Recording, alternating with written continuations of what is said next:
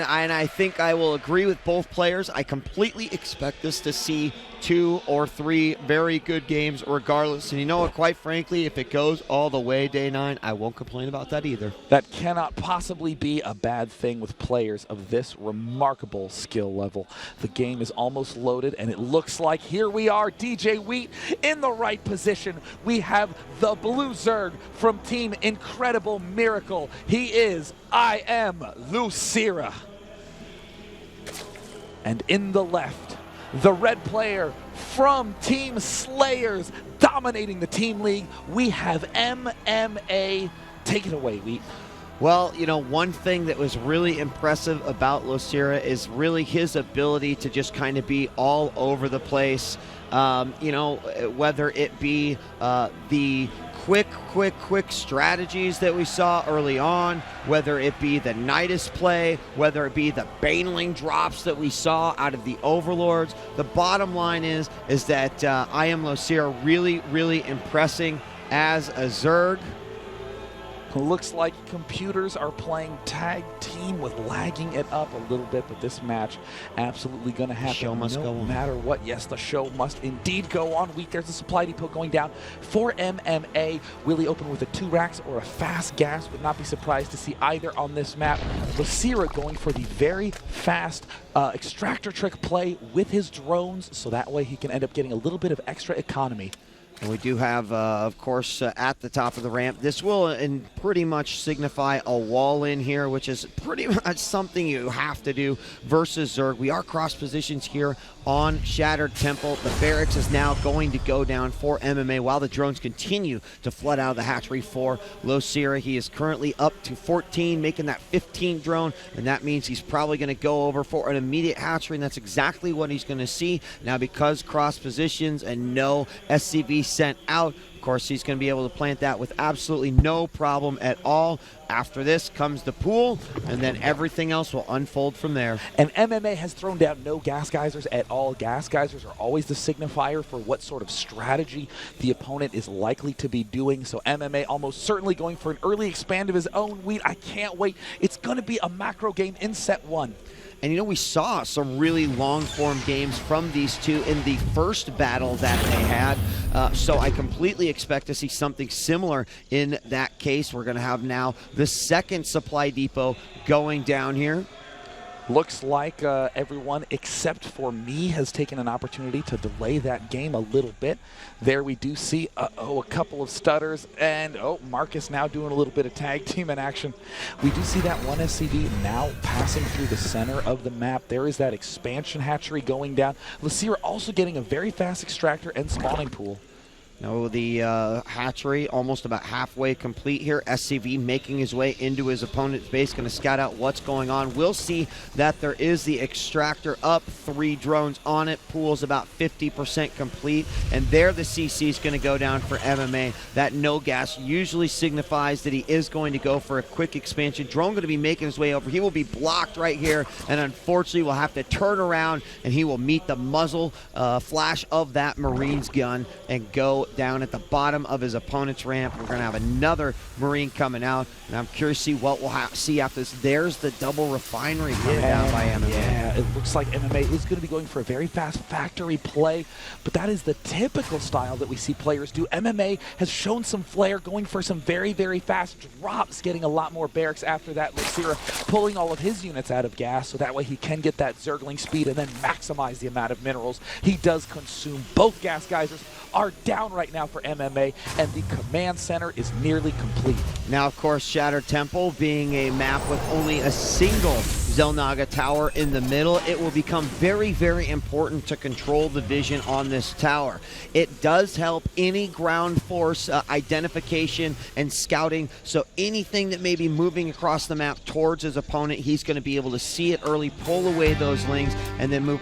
What is this little guy doing down here? We do have an SCV all the way down at the bottom. Not really sure what he is doing, but lings are going to move forward, see that the Marines are there, are stopped. There's a bunker as well, and another supply depot going down. So again, vision in the middle of the map will be very crucial throughout this entire game. Looks like MMA is going to be going for the double factory play. I always love a double factory opening. Whether the Blue Flame Hellions do damage or not, they can always get a huge amount of control, and IM.losira starting to eke along the edge of the map.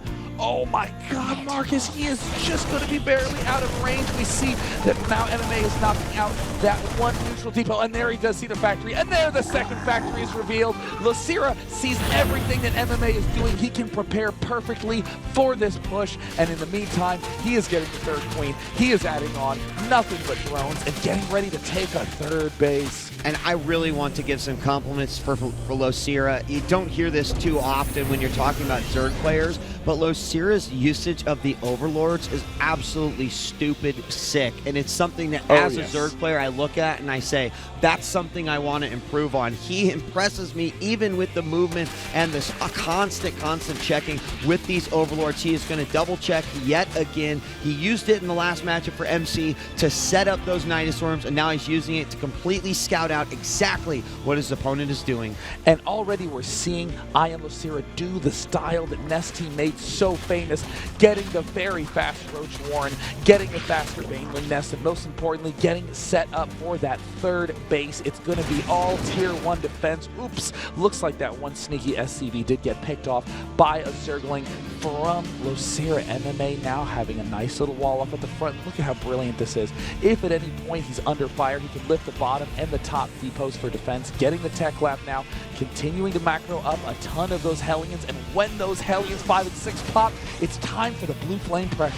And that is really awesome, that little supply depot setup that he's got. There is the third. The hatchery is going down. Few Marines making their way out. Could just be going out to clear out the tower, and that's exactly based off the rally points to go ahead and kill this Ling, and may actually be going forth to see what is going on in Losira's base. Of course, we've got Hellions moving across the map. The Lings will see that there are a bunch of Blue Flames on the way. So we have the Roaches coming out here, and several Roaches. He could pick off a couple Marines before he gets started. Oh! Zerglings waltz right into the main, and then Lings and Roaches storming the front. Will the Banelings connect? Oh!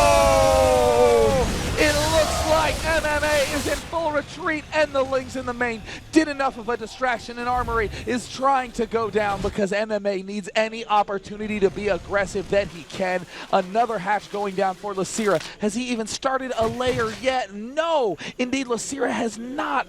Doing no tech at all, going all tier 1. Those Hellions are sweeping around the map, trying to get any little bit of control that they can. And look at this Wheat, the extractors, or excuse me, the reactors going down right now for MMA. With the completion of this armory, could likely be going for a bunch of Thors. Would not be surprised to see him do so, as that will out to maintain aggression.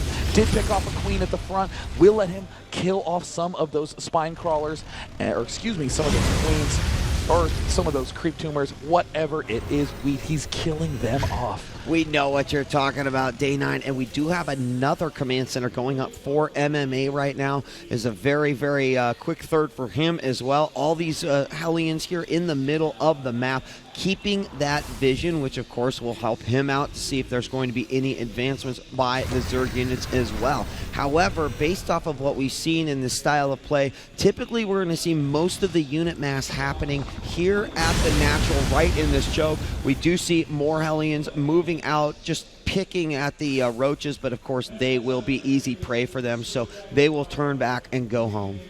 We do see Stim getting research at this one barracks. It will now be getting Combat Shield next, and look at this, 2 Thors popping out right now. Thors are great support units, and because they don't have to siege up like the tanks, that means that they can allow those Marines to move out much, much more quickly. It looks like MMA is a little bit aware of the fact that there could be an Overlord here. No, it's just the walk path of the Thor.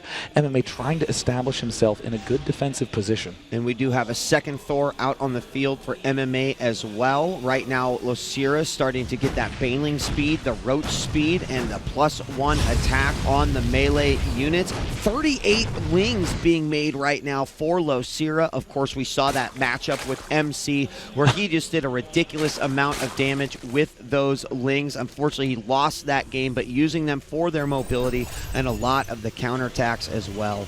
So there with that third command center down right now, this means that MMA can easily begin getting a big mule count, but I mean LosIra taking himself a 5th hatchery. Oh my goodness. Look at the amount of banelings and zerglings that are outside the front of this base. We even see that +2 zergling attack going down now. There is the baneling speed upgrade going down as well. In the center, we see Hellions guarding that Xel'Naga watchtower, and oh my goodness, in a very, very aggressive, bold play, we're going to see MMA try to take the gold expansion. And it's a little surprising. Typically, we don't see a move like this unless they are going ahead and taking that center area and trying to do some setup and some contains there, or not really so much a contain, but rather just controlling that middle area. So it would be pretty easy for some units to just go ahead and roll in there, and we do have the Hellions moving in yet again. This time, the Roaches will get them out of there, and he does also, oh, big scan, he saw a lot of that, and that's not going to be good. We got +2 melee on the way. The Spire's about to complete. Looks like a very nice contaminate on that factory, helping to delay that tank count quite a bit. We see MMA trying to spread out, and this is an extremely bold play, having an orbital command at the gold expansion. Ooh. That is going to be a gigantic vulnerability, but if he can keep it up, it means his macro will be through the roof, and look at all the bunkers going down for MMA. We see Roaches moving cross-map right now. The layer is done. The Spire, more importantly, is going to be finished, so if any Mulas pop up, we're going to see MMA have to be in a very tough defensive position, but it looks like no Mulas are out yet. LosIra is going in for the attack. Oh yeah, and he's not going to attack even from one direction, but multiple directions. A lot of links do get hit there, and he's going to go in for a huge hit on the Banelings, looking for what he can take out from the top. More Banelings rolling in, tanks doing a ton of damage, and it does look like MMA, will he be able to hold this off? The Roaches might do enough to clean it up, but there's still a few tanks sieged up there, and LosIra is going to give it his all. MMA defends, but Zerglings at the gold